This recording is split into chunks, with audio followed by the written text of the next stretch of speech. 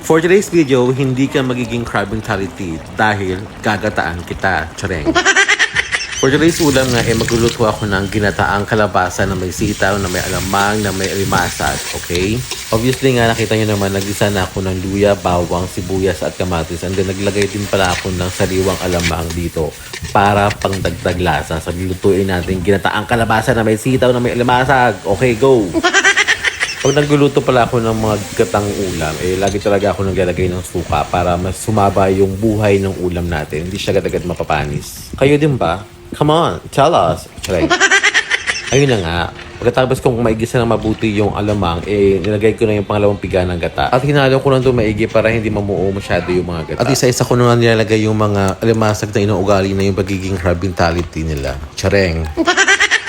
Shout out dyan sa mga kakilala ko. Huwag masyadong mahali na pagiging crab mentality. Masama yun. At sinunod ko na rin yung kalabasa para sabay silang maluto ng kalimasag. O diba, habang naluluto yung kalimasag, lumalambot naman yung kalabasa. Okay ba yun? Tsare.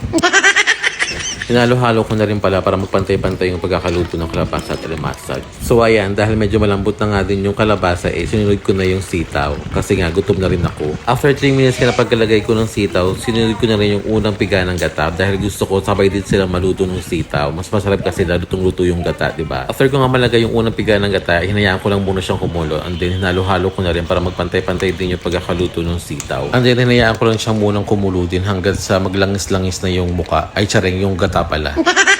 Ayun, titigan mo. Sarap, no? Gugutom ka na ba? Ako din eh. At syempre, hindi mawawala ang siling haba, di ba? Alam niyo yan. Dahil sa gata, laging kasama yan. At syempre, ang pinaka-paborito kong gulay, malunggay. Tsareng. Dahil ang malunggay, pag inerna mo, malunggay pa rin. Tsareng.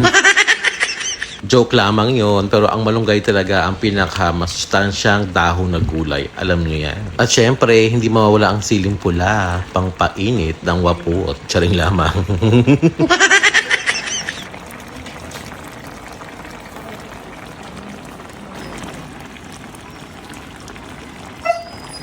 Yung aso na iyak ng gugutom nata. Ang lagay pa yung mauna ka pa sa amin. Tsaring lamang. Bawal ka na ito, mga katika. Gutom na ba kayo? Deserve.